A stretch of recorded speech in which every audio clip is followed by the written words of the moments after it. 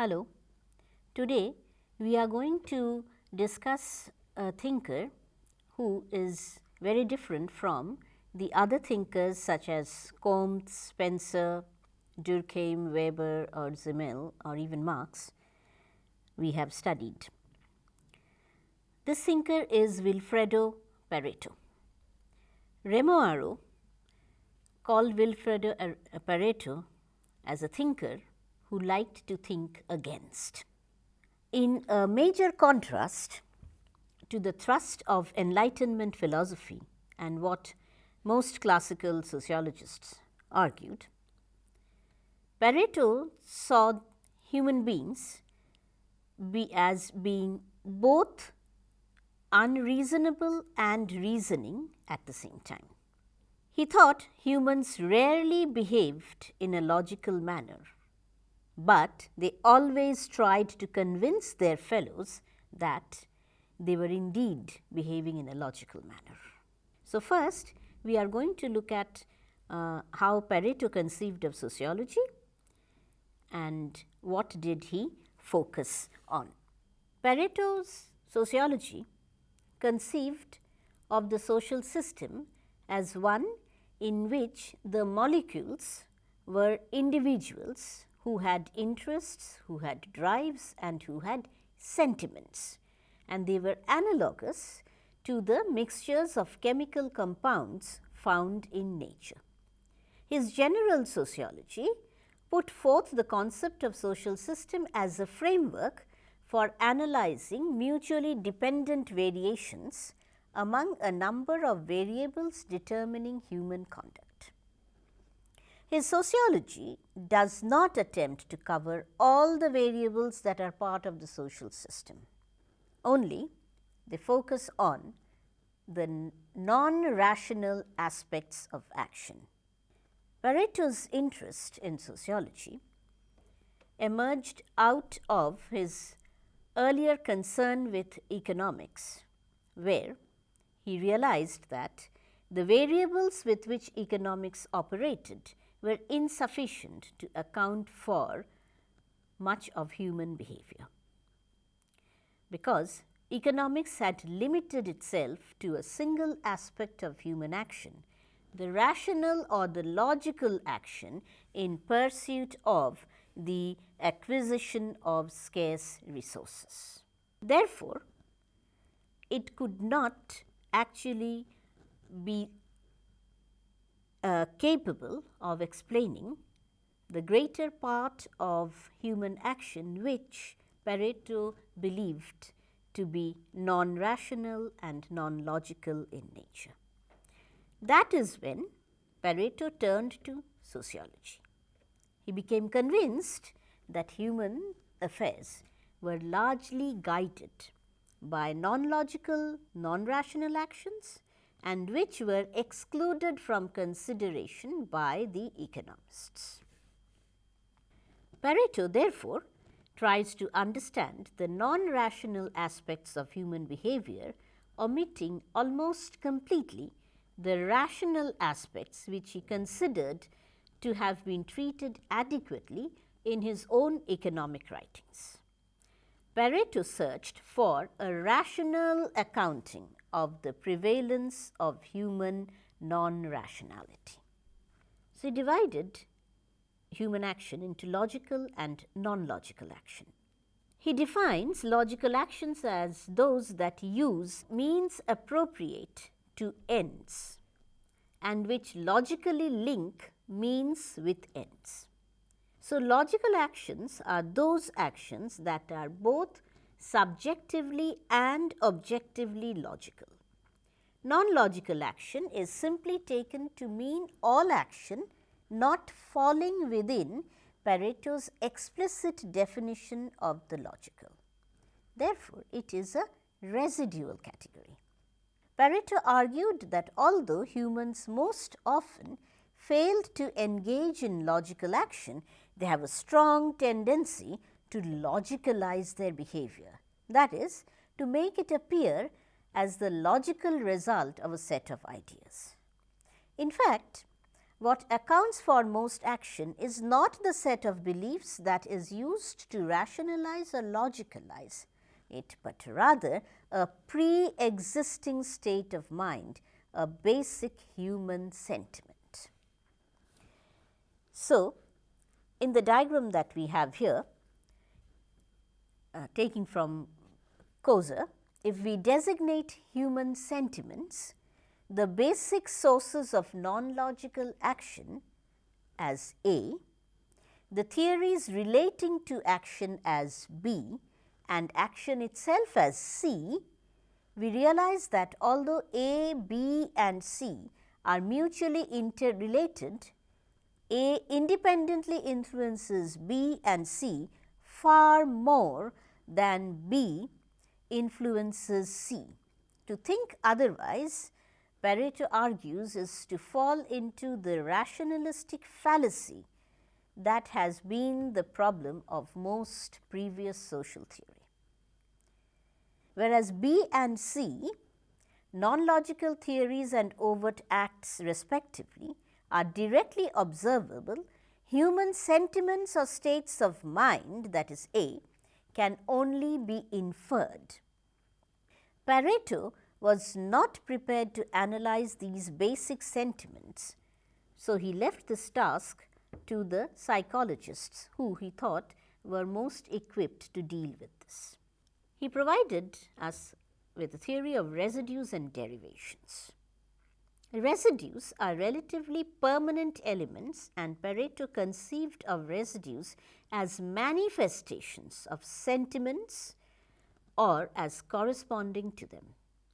Residues are intermediary between the sentiments we cannot know directly and the belief systems and acts that can be known and analyzed.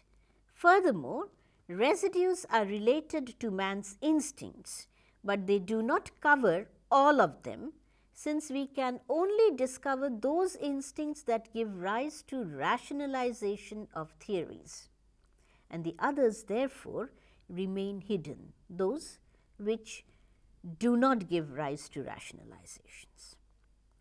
What is derivation then? Derivations only arise when there is reasoning, argument and ideological justification of human actions.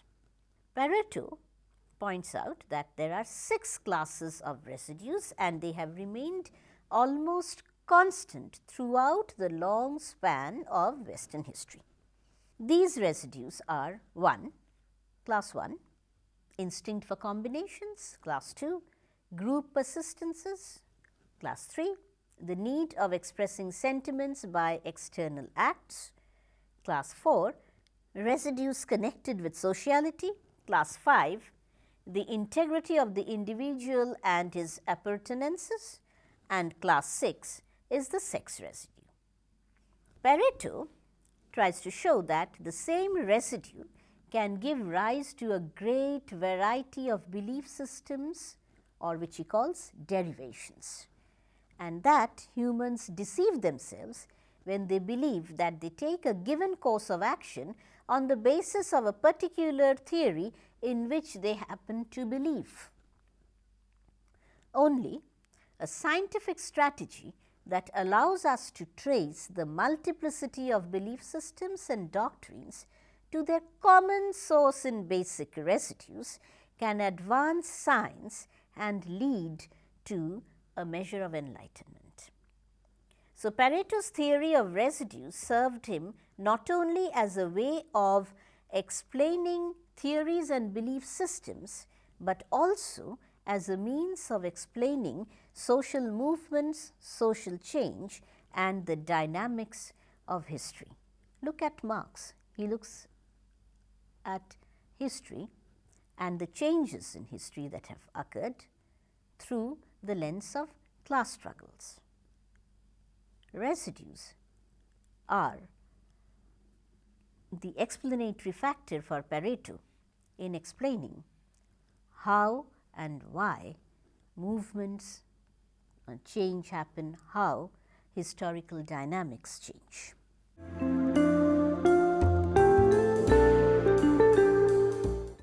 Pareto attempts to show how the distribution of residues in a population is not only related to its belief systems and intellectual life, but also and most importantly, that is what he studied, to the state of the polity and of the economy. His theory of circulation of elites is based on this approach to residues. In his theory of circulation of elites, he focuses only on the first two types of residues of combinations and persistence in formulating his theory around polity and economy. And the two central concepts that Pareto develops are those of lions and foxes. Residues of the first type, that is the instinct for combinations, urge humans to elaborate combinations of ideas and into system making. It leads humans to manipulate various elements found in experience. So, class 1 residues lead people to engage in large scale financial manipulation. They also explain the urge of politicians and statesmen to join and fuse political forces, something that we see to be so common in our contemporary world, to make political deals and to build political empires. Humans primarily moved by class 1 residues are, like Machiavelli's foxes, capable of experiment, innovation and departure from common use, but lacking fidelity to principles and to those conservative virtues that ensure stability.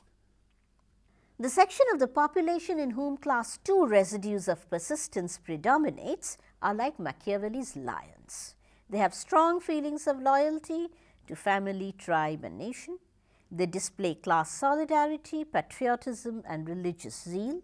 They don't shy away from using force if necessary, and they represent the conservative forces of social inertia. Now, we look at his theory of circulation of elites. Pareto argued that people are unequal, not only physically, but also intellectually and morally. In a society as a whole, and in any of its particular strata and groupings, some people are more gifted than others. Those who are most capable in any particular grouping are the elite. The term elite, and this is important considering that Pareto wants to provide us with a scientific theory, has no moral or honorific connotations. It denotes simply a class of the people who have the highest indices in their branch of activity. So, now it could be a thief who succeeds in his mission and is never caught. Pareto would consider him to be part of the elite, whereas another thief who immediately after acting, stealing something or snatching a gold chain or whatever, just ends up being arrested by the police, would be considered as non-elite. Pareto divides the elites into a governing elite comprising individuals who directly or indirectly play some considerable part in government, and a non-governing elite comprising the rest. His discussion focuses mainly on the governing elite. In every polity and economy, there occurs a process of circulation of elites. The class of elite that are dominant at a period of time give way under social processes to the opposite class of elites. When foxes are in ascendancy, political wheelers and dealers, unscrupulous lawyers and intellectual sophists, speculators and manipulators of men dominate the political and the economic scene. This was the condition during Pareto's time in Italy. If this condition persisted for long, then the social equilibrium would be upset. Pareto believed that this situation would be challenged by the class of lions and the world of stability with its markers of faith, national honor and patriotism be again established. Over time, the foxes will again infiltrate into the government, for their mental skills and expertise cannot be dispensed with for long. They will slowly undermine the certainties that the lions uphold, and their corrosive intelligence will undermine the uncomplicated faith of the militant lions. As a result, the wheel will come full circle and a new age of deceit and manipulation will again dawn. For Pareto, ideas of progress or evolution were unrealistic theories. Human society was bound to repeat forever the same cycle from rule by lions to rule by foxes and back again. It is characterized by a continually shifting but ultimately unchanging equilibrium. There is nothing new in history.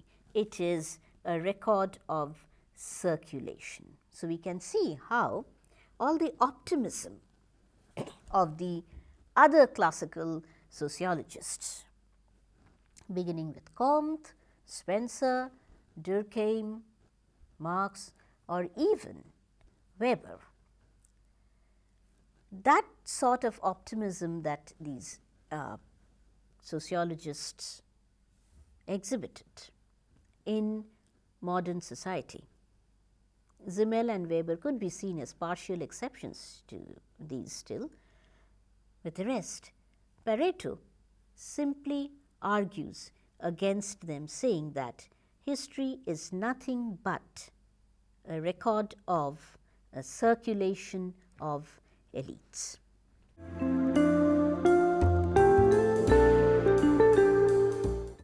History, Pareto famously remarked, is the graveyard of aristocracies. Why? He points out that when governing or non-governing elites attempt to close themselves to the influx of newer and more capable elements from the underlying population, when the circulation of elites is impeded, social equilibrium is upset and the social order will decay. Pareto argued that if the governing elite does not find ways to assimilate the exceptional individuals who come to the front in the subject classes, an ambivalence is created in the body politic and the body social until this condition is rectified, either through a new opening of channels of mobility or through violent overthrow of an old ineffectual governing elite by a new one that is capable of governing. Not only are intelligence and aptitudes unequally distributed among members of the society, but so are the residues. Under ordinary circumstances, Pareto states that the conservative residues of class 2 preponderant in the masses and thus make them submissive. The governing elite, however, if it is to be effective, must consist of individuals who have a strong mixture of both class 1 and class 2 elements. The ideal governing class contains a judicious mixture of lions and foxes, of humans capable of decisive and forceful action, and of others who are imaginative, innovative, and unscrupulous. When imperfections in the circulation of governing elites prevent the attainment of such judicious mixtures among the governing elites, regimes either degenerate into hidebound and ossified bureaucracies incapable of renewal and adaptation, or into weak regimes squabbling lawyers and rhetoricians incapable of decisive and forceful action. When this happens, the governed will succeed in overthrowing their rulers and new elites will institute a more effective regime. Now, this is what Pareto talks of when he discusses the governing political elite. What he is talking about for political regimes are equally applicable to the economic realm. In this field, Pareto says, speculators are akin to the foxes and rentiers to the lions. Speculators and rentiers do not only have different interests, but they reflect different temperaments and different residues.